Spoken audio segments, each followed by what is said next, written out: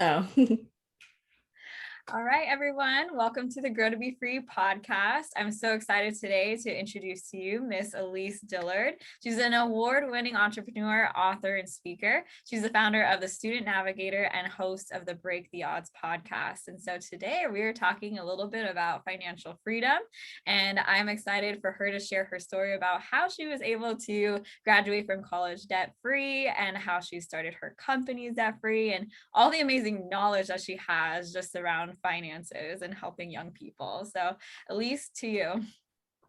well, thank you so much for having me. I'm excited to be here. And, just my story on how I graduated debt free. For me, I played sports my whole life, specifically basketball. And so when I was in high school, I had full intentions of continuing to play basketball in college and have a sports scholarship. And that would just be my way of going to college and funding it. But when I was in my senior year, I began to really reflect on like, okay, like what do I actually want to do in college, what I want to pursue as a career. And so after doing like some deep reflection, I realized that, I had a love for science, which I've had since I was a little girl. And so I realized that like playing a sport in college was not the best thing for me as a student in terms of me succeeding academically. And so I decided, last minute senior year that I was not going to play college basketball. So I told my parents all of that after they invested a lot of time and all that doing travel ball, AAU. I don't know if you're familiar with that. And games and all of that, and telling my parents that. And so I really just had the desire, like, okay, like college is going to be up to me. I got to figure out how am I going to pay for college between now and when my first college bill was due. And so I just took action, trial and error.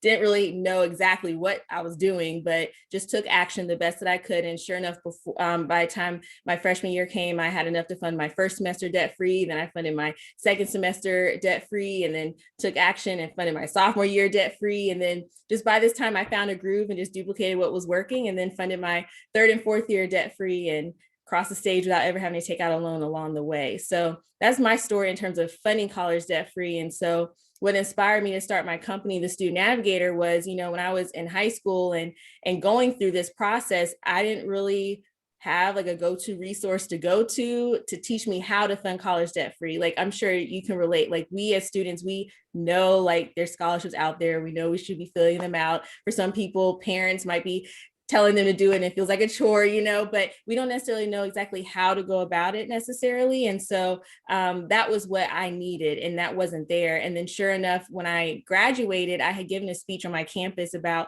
how I was about to graduate debt free. And the response I got from students coming up to me afterwards and asking me questions, it made me realize like, okay, there's a lot of students that are still missing that go-to resource. And I wanted to be, I wanted to change that. So that's what inspired me to start the Student Navigator. So fast forward today, we teach students how to fund college debt free, step by step. And we also are an award-winning company, and we've been able to help students fund all of their college education debt free, and some so, and everywhere in between. So that's the history and my story behind that. Wow, so powerful. That is incredible. And the fact that you even had enough, I guess, chutzpah or guts to tell your parents like, I'm not gonna go to school as an athlete. Like, oh man, I know for me that would be a huge step for me. So that's just a real testament to who you are as a person. So I'm not surprised that you were able to do as much as you did during college. So tell us a little bit about how did you start to figure out those little ways of how you can start funding your own college experience? So for me, I think just like many students, that there's funding out there, but you don't necessarily know how to go about it. So for me, I'm grateful that I had parents who, even before I decided not to play college basketball, they were just like, okay, apply for a scholarship, do this, do that. And also, I had, a school counselor who she gave me a list of different scholarships. And so I was grateful to, have known about some of those programs. And so I just applied the best I could. And some of them I didn't get accepted into, I didn't win. But then the ones that I did, I kind of reassessed and figured out like, okay, what did I do that worked? And then I just kind of duplicated that. Like, for example, when it came to my essays, like at first, I felt like I needed to be not like I feel like I was more uptight when it came to expressing myself through essays. I didn't necessarily open up. And so I remember when I finally, decided on one of my essays, like, I'm just gonna fully let go and just be honest and transparent in this essay without trying to be all proper and everything. And when I was fully myself in my essay, I got the program. I won the scholarship. And one of the president of that organization at the award ceremony had told me that it was my essay that really played a large factor in how I received that funding. So it's just little things like that. I'm like, okay, now I just need to fully be myself in my essays. And I, applied that moving forward. So it's just little things that I did here and there that after winning, I just took what worked winning and just applied that to the next programs that I applied for. So That's awesome. That is really cool. So do you help people with writing essays at all? So yeah, naturally when I was, in school, I would proofread and review my friends' essays. And that is something that, at the Student Navigator, we do have available for students within our program, that we do proofread and review them just to make sure, it's organized and there's no grammatical errors or, things like that. Make sure they have a strong hook, all those things that are important, in an essay. So, and we help them in other areas too, as well. Regarding, the whole funding college debt free journey. So essays are just a fraction of it, but yeah. We do have them. Yeah. That's good. Yeah. I just relate to it a lot because I was also that person in college and high school where people asked me to review their essays. And I've had the pleasure of reviewing some people's essays who got into Harvard Medical School and Nice. some other really, really incredible schools out there. I've reviewed their essays. And so I like to think, I've had a hand in that in some way. Yeah, you did. Yes, yes. That's awesome. Yeah, well, cool. All right. So tell me a little bit about your background and your relationship with money, because I know money can be a touchy subject for some people. And, people grow up with different limiting beliefs or different misconceptions. So tell me about how you grew up with your relationship with money and how has that changed over the years? Yeah. So for me, when it came to money, I'm grateful that I still do have parents that at a young age, they taught my sister and I, key money concepts. Like, for example, when I was younger, my parents would, like any money that my sister and I would have, whether it's like birthday money or what have you, grandparents, whatever money we got, they encouraged us to save it. We would put it like in a shoebox. They would also encourage us to like put some away to give. So I remember like when I was really little, Hurricane Katrina happened. And so my sister and I had, gotten like, the little money that we had, and we, put that in a shoebox to donate to help people, who were affected by Hurricane Katrina. So I'm grateful at a young age, my parents, opened my sister and I's eyes up to money and how just basic fundamental concepts as a kid on saving. When we were at the grocery store, they would have us, like my sister and I, we would have like a notepad, and we would, whenever like they would grab a item off the shelf at the grocery store, we would write down the price, and we would, by the end, and they made it like a game out of it. My sister and I would see like who did the math the closest correct, and all of that, closest to tax and all that. But it taught us, that, to have things in life, it costs money. And in order for you to have that money, you need to work hard to earn that. Money just doesn't happen. The things that we have, whether that's food or a roof over our heads or what have you, that costs money, and you have to work hard for that. So those basic fundamental things that my parents did, it helped me to have that foundation of understanding how to earn money, and also understanding concepts of like baby steps on how to save money. And so, growing up, I like when I got to high school, usually you're able to start driving or be more independent, whether that's going to the mall by yourself with your friends or what have you. And so I reached a point where, I didn't ask my parents, a lot of, youth, for example, they'll like say, hey, mom and dad, can I have like $20 to go hang out with my friends this weekend? And for me, I saved my money. So I understand, to me, it was important not to ask for money. So for me, I saved my money. So when I wanted to hang out with my friends, like I would say like, oh, okay, this is all the money I have, if I want to hang out with my friends, that's going to be, $6 for a movie ticket. And if I want food, so I would like pack my wallet and took money from my piggy bank, so to speak. And so for me, when it came to money, I was huge on saving. I was overall pretty independent in the sense that I didn't want to ask my parents for money or anyone, whomever. And so I think that applied to when it came to my journey of funding college debt free, where it was like, when I told my parents, like, hey, mom and dad, I'm not playing college basketball, so any chance of a sports scholarship is now gone. I'm gonna have to tell these coaches, no. I had that mindset that, paying for college was going to be up to me. And I think that attributes to my parents at a young age, teaching me the concept of saving and money and all of that. So that's just how I viewed it. But now, like, as an adult, I think one thing that I'm now, what shifted from when I was younger was, yes, my parents taught me about giving, in the sense of, like, when Hurricane Katrina happened, we put money in our, shoebox to donate. But I think growing up, I was so focused on the saving part because I always had like a financial goal to reach. But I think now I'm more focused on the giving side, because that's a huge part of money too, is giving back, Yeah.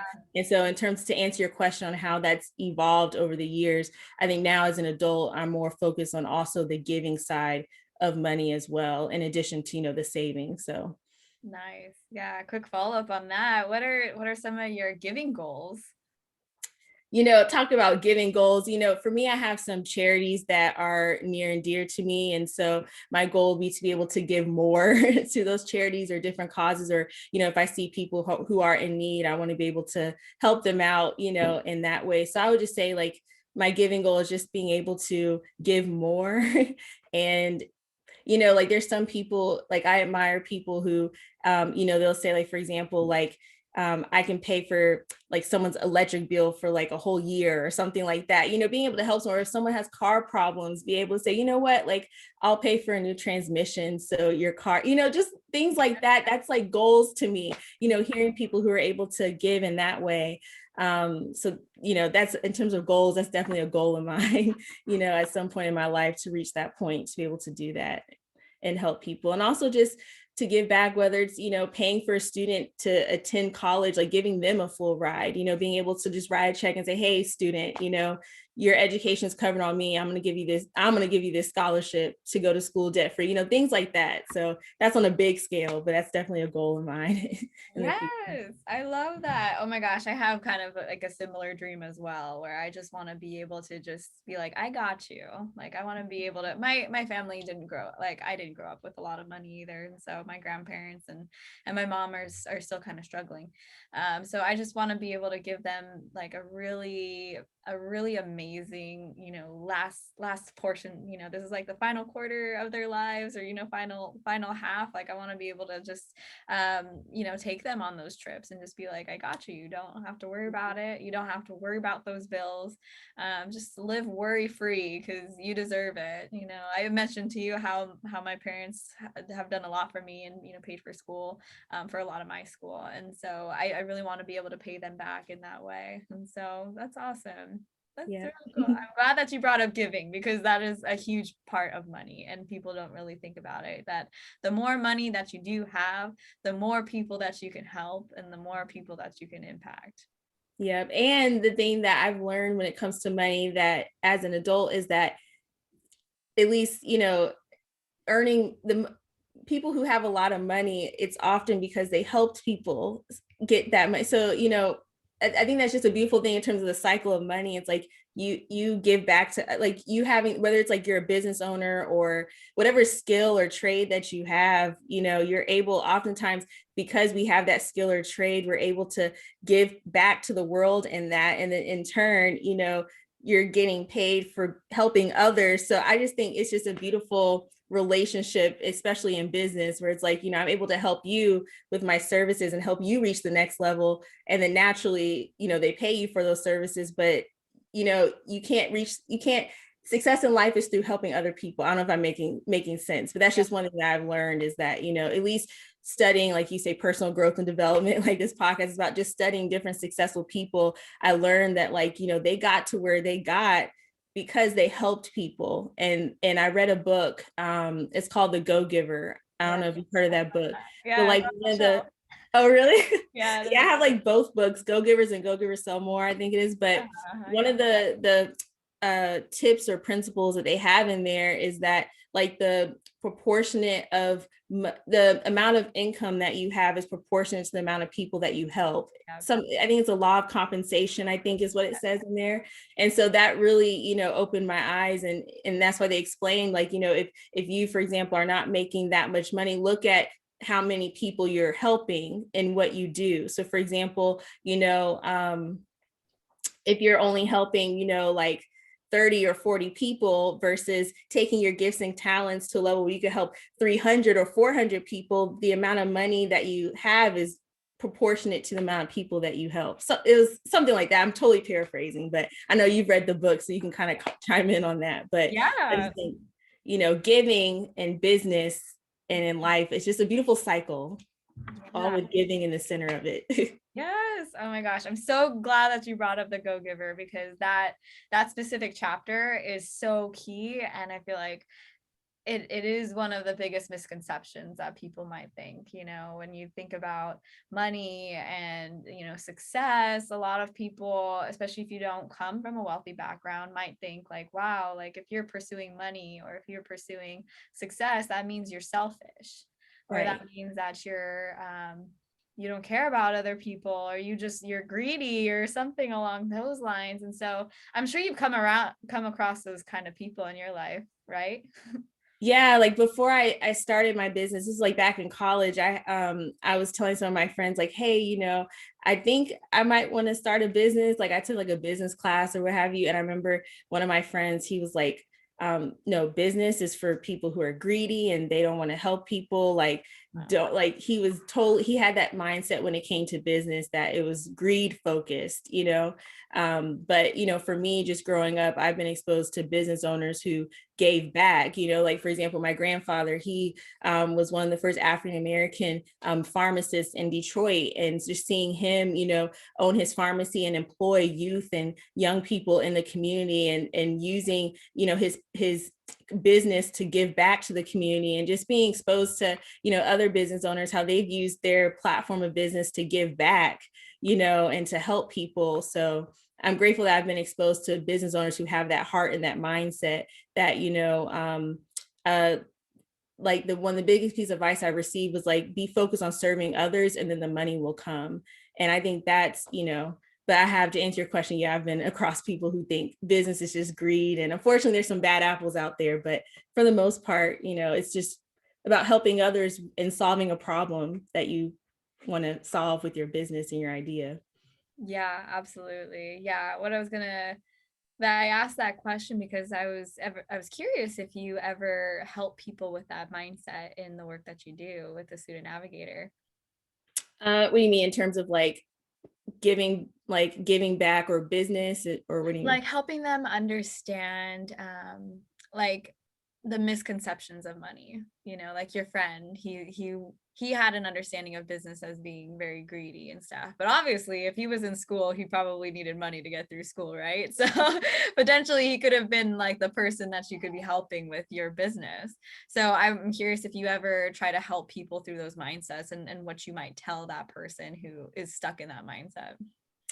I haven't necessarily come across, in terms of on a student level, students who think that, or at least who've expressed, at least to me, that they think business is all about, or just having money is from a place of greed. But at the Student Navigator, we're all about giving back and helping others and encouraging our students to pursue their passions and how can they make a positive difference in the world. So that's just something we instill at the very beginning when working with our students and within our program. So from that end, I haven't necessarily encountered a student that specifically expressed that, but one thing that we do, like when students enter our program, is we have them like identify their why, like why are they on this journey? And by doing that, having them write down their goals and dreams and what they want to do after they graduate debt free, and how would graduating debt free help them towards achieving those goals and dreams. And so it does get them dreaming about, and like 100% of the time, I mean, I don't think I've encountered any student that hasn't listed something about giving back to other people and why they want to go to college and earn their degree and do their career path to give back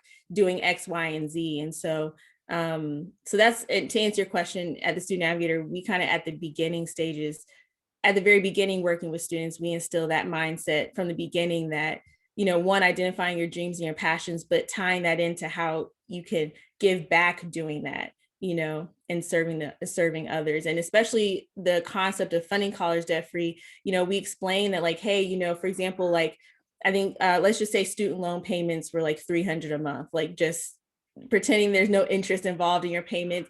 the data says on average it takes you about 20 years for students on average to pay off their student loans. That's like the average is what data says. And so if let's just say if you were a student that paid $300 a month for 20 years, that's $3,600 a year you're paying over 20 years, that's $72,000. So we explain to students, like, what could you do with $72,000? Like by funding your education debt free, imagine if you use that same $300 a month towards giving back to your community, or, you're helping your family, or whatever your dream is. And so that's the way that we do in terms of instilling that mindset with students, is tying in, like, what we're teaching about when it comes to scholarships or other ways to fund your education debt free, is beyond just filling out applications. It's positioning you to be able to give back and help others in whatever your dream is down the line, and not having to have those student loan payments, so you can invest in doing those things. So that's so good. That is so good. And I think you hit the nail on the head of, why is it important to be debt free? It's exactly that, where, what could you do with that extra $300 a month? Most people could do a lot with that. So I'm glad that you talked about it. And, it's cool that you actually started your business too debt free. So, I mean, it's easy for business owners to fall into a debt kind of situation, because businesses are much more expensive typically than school is. So what kind of advice would you give them as they're starting their businesses, and how did you do that for yourself? Yeah, for me, when it comes to debt, I didn't want debt when it came to college. And so I applied that when it came to business. And so for me, of course, I encourage people to have a business plan, and that will help you, identify how much capital is necessary, how you plan to have that capital or fund, your business idea. But for me, like the Student Navigator is an online education company, because we serve students, across the country. So, it doesn't matter where you are. Being online, it just allows us to be able to serve more families.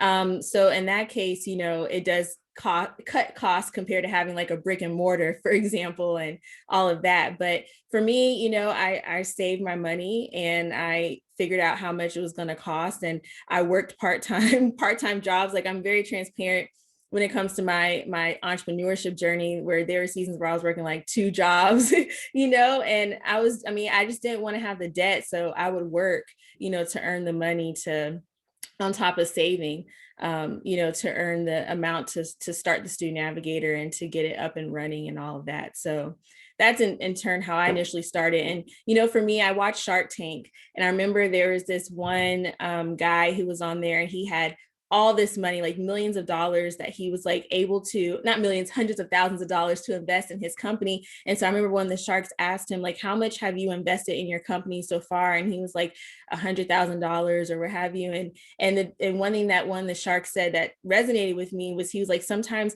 having a lot of money can be a disadvantage to you, because sometimes it can block your innovation. Sometimes you'll just do like what's easy because you have the money to just pay it. And sometimes not having the money can cause you to be more innovative. Like, okay, how can I be creative on how to do this or do that without the money that I have. So for me, like, I definitely got very creative. Like, for example, when it came to marketing, like I was using a lot of free apps, free design apps, using Canva, or, different things that are free out there, different platforms. Like, yes, it would be nice to have, a premium scheduler to schedule appointments, but there's free ones out there too. And at the end of the day, you're still able to schedule that appointment with somebody.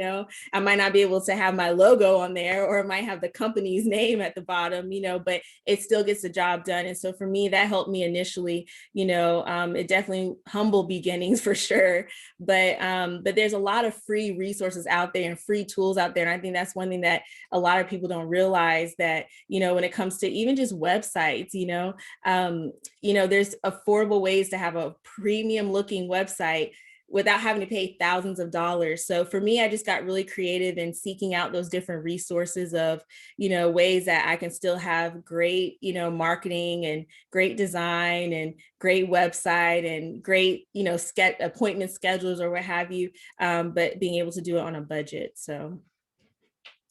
Wow. That's good points for sure. I like the example that you gave with Shark Tank, because I think I do remember that episode for sure, when they were like, you gotta be innovative, and sometimes when you have all the resources, you're not as innovative as you were. So good point. So how do you stay up to date with your own financial education now? For me, I definitely, study different people who are where I want to be, whether that's people who I personally know or just like public figures who, are, for example, like one of my goals is to give, so just looking and being inspired by other people who are able to give back and just, studying different people and how they were able to get to that point. And so that's just one thing that I'm doing for sure, is to keep my financial education. Is, there's a lot of like Clubhouse, for example, is a great platform. There's so many different talks and discussions about different experts who are talking on different topics that, anyone listening that they could, listen into and learn more about. So for me, it's just a combination of, basically seeking out different people who are where I want to be and watching them and asking them, how they're able to do what they're able to do in that particular area financially. So Nice, nice. Yes. I think a lot of the times with any sort of financial education, or you alluded to earlier, when people are going into college, is that we have all the resources around. It's just we need to like take action and actually start like doing it, because we can have all the information in the world, but if you don't actually apply to that scholarship, if you don't actually apply that knowledge that you get from those financial gurus, you're not going to ever do anything different. So mhm. how do you encourage people to take action in that space? For financial or just like college funding or Either or. Yeah. In terms of encouraging people to take action, just in general, like I do a lot of speaking engagements where I'm able to talk to families and people and just encourage them to take action, and first just letting them know it's possible. I think that's one of the biggest things when it comes to finances in general, whether you're in college or not, is that oftentimes, it's easy for us to think that it's not possible, based on maybe our current situation, like, oh, it's not possible for me to be able to achieve X, Y, and Z because I came from this background or income household or whatever your situation is. And even with students, like, and families, like, that's why I'm so passionate about doing public speaking, is because I'm able to, let families know that like funding college debt free is possible. And I think once you have that belief that like it is possible, I think that can help unlock you to begin to start taking action. And so that's what I do, is just really just encouraging families to take action, but also providing them with the steps to be able to do that. And yeah, and that's why the student navigator was created, was to teach students how to take action. So Very good. Love it. Okay. So what would you say? I'm going to kind of mix these two questions together. okay. For a person who, because it sounds like you've come from a background where your parents were really good about money, and so they taught you good money saving habits. What about for somebody who wasn't ever in that situation? Maybe they come from a history of financial irresponsibility. What are your top tips for those people to start making changes and start growing in that area? Yeah, I would tell them that, it's okay. Today's the first day of the rest of your life. You can't control the mindset of the family that you were born into, and that's okay, but now you can take action moving forward. And so I would just encourage them, to one, begin to start setting goals, identifying what your financial goal is, your first one, and identify other goals that you want to have too. But I encourage them to, I often say you can't run a race unless you know what the finish line is. And so I encourage, people who are listening, identify what your dreams and your goals are. One thing that I do, and I talk about this on my podcast, is like having a vision board. I don't know if you have a vision board, but basically like a vision board is just a virtual layout of your goals and dreams. And oh, go ahead. Were you Oh about to say? no, it's right here. Oh, okay. Also, I see it. Yeah. Yeah, there's another one somewhere else, but Oh, awesome. Yeah. And so I think having a vision board is a great first step to getting you to dream big on like where you want, where do you see your life and financially, whether that is, owning a home, or whether that's starting a business, or whether that's retiring your parents, or whether that's graduating debt free, whatever your goals are. That can be a great way to help you visualize visualize it, because when you see it and you visualize it and you write it down, that helps build that belief. And it also serves as a way that, like, when times get tough, it helps you stay motivated and inspired while you're on your journey to, achieving that financial goal. Maybe your goal is to pay off your credit card debt, for example, or pay off your student loan debt. Seeing that vision board can help you stay encouraged and motivated, because depending on how long it will take you to pay that, for example, or maybe you're working multiple jobs and you might be feeling discouraged, like you feel like you're still living paycheck to paycheck, or you're still not, it's going to be a while before you can take that family vacation or whatever it is. Having that vision board will help you, stay motivated and inspired on your journey. But I would just say, regardless of what your background is in terms of the household you grew up in or the mindset that they have, that doesn't disqualify you from being able to have financial success. And so yeah, again, just take those set goals, and also don't be afraid to sacrifice for a season. Oftentimes at the end of the day, like, having a budget, I think, is really important. I think oftentimes a lot of people are scared when it comes to budgets. Like, that word is just like, oh, you just want to run away the other direction, because it's often, perceived that you can't have fun or you can't live a fun life if you're on a budget. But the beautiful thing is that on a budget, it actually can serve as a tool towards helping you get to where you want to go, and be able to achieve those financial goals that you have. And it can just serve as a tool, and it's just for a season. I heard a quote that said, like, to be able to do what you want to do, you got to do what you don't want to do. And so, yeah, to get to be able to a place where you're able to do X, Y, and Z financially, you got to do what you don't want to do, like having a budget or saving. So yes, you may have to cut, going out to eat, every weekend, so that you can save for X, Y, and Z. Or yeah, you might have to, not be able to hang out with your friends, every weekend, or doing X, Y, and Z, so that you can save and fund your education debt free, or what have you, whatever it is. It can, just don't be afraid to sacrifice for a season, because it's just for a season. It will pay off if you stay disciplined. So I would just say those are just some beginner action steps: is having a vision board, writing out your goals, not being afraid to sacrifice for a season, and also surrounding yourself with people who are like-minded and will cheer you on towards achieving that financial goal. So, if you have a goal of wanting to, let's say you're trying to save to buy a home or something, you want to surround yourself with people who are going to cheer you on. So when you aren't able to go out to eat every weekend, they're cheering you on and holding you accountable to whatever your goals are. So I think that is also, like, just surround yourself with people who will steer you towards your goal and not away from it, and who will hold you accountable along the way. Those would be my tips.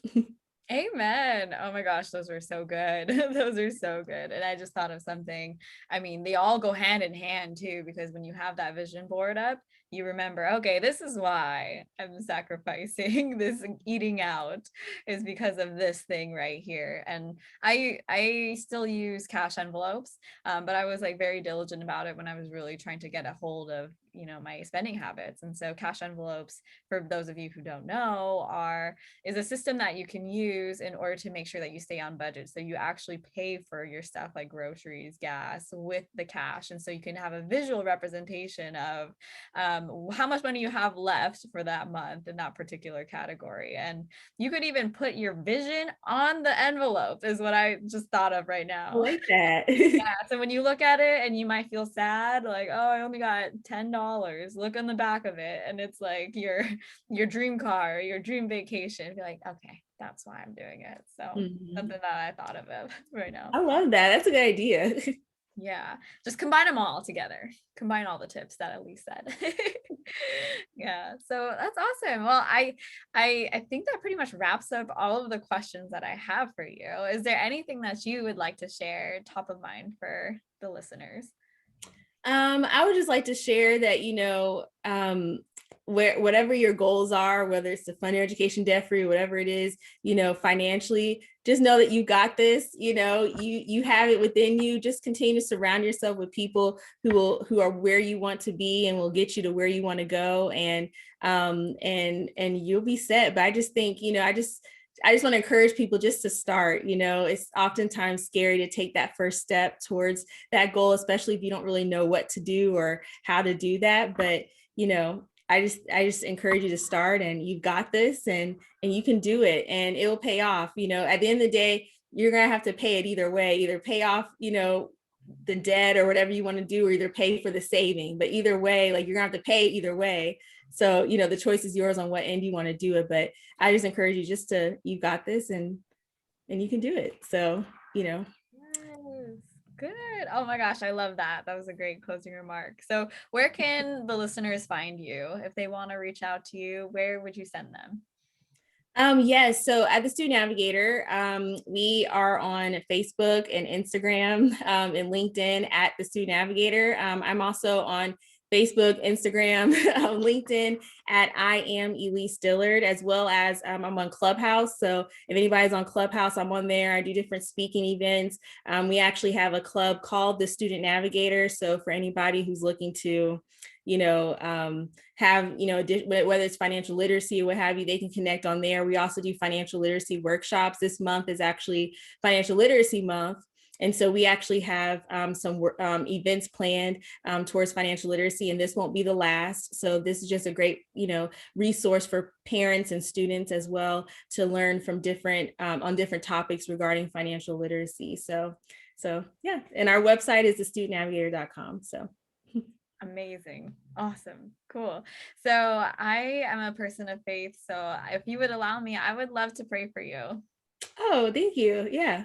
Yes. All right, cool. So dear Heavenly Father, I thank you so much for this day, Lord God. Thank you for bringing Elease into my life. She is an incredible light, and her mission and vision are so key to what we're going through in this day and age. I am so thankful that you have placed this desire in her heart to help people with their finances and to help them get the financial education that they need. And I thank you that her story is so impactful that it's going to help thousands of people out there, hundreds of thousands of people. And I pray that you will continue to bless her with a wealth and abundance of life and love and relationships. And I pray that her finances just continue to soar, Lord God. And I pray that you will provide her with the right people and the right opportunities that will help her to grow and change and be who it is that you called her to be, Lord God. And I pray that you will keep all of her family safe and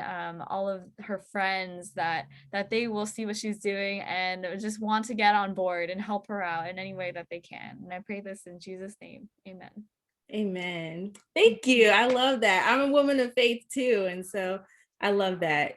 I love how you incorporate that. That's awesome. Yeah. It doesn't matter who it is. I just want to pray for people and bless them in some way, shape, or form, because I'm so grateful that you come on to my podcast and share your knowledge and share your wisdom and your lovely personality. You've just been such a joy to talk to. Oh, thank you. Likewise, I've enjoyed it. And we've got to arrange to get you on the podcast too, especially so you can talk about your journey of funding college debt free. And I know you said you've won some scholarships, and so sharing your tips with our audience would be awesome. So I would be happy to. Absolutely. awesome.